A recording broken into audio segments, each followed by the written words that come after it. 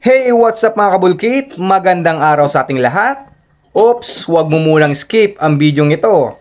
Dahil kung may plano kang magsimula ng isang vulcanizing business, panoorin mo to. Baka sakali, magkaroon ka ng idea kung paano sisimulan ang negosyong to. Eto nga, nag-unbox tayo dito ng isang air compressor. Sa pagsisimula ng vulcanizing business, importante ang kagamitan na to. Medyo may kamahalan nga lang talaga ang presyo ng mga high power air compressor.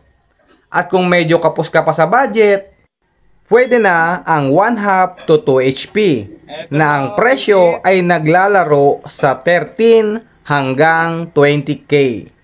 Pero bago ang lahat, nais kong ipakilala sa inyo ang ating kapwa kabulkit from Bula, Camarines Sur, Kabulkit Santos Habana.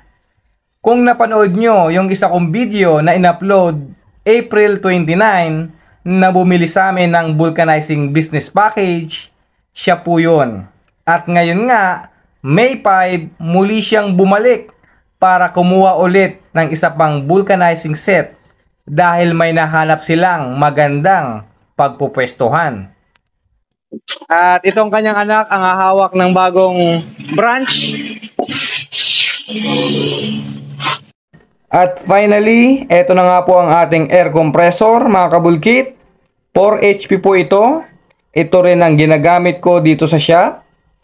Kita nyo naman, tatlo ang ulo. Merong 90 liters tank capacity. Sa 3 minuto po, from 0 to 170 PSI ang karga nito.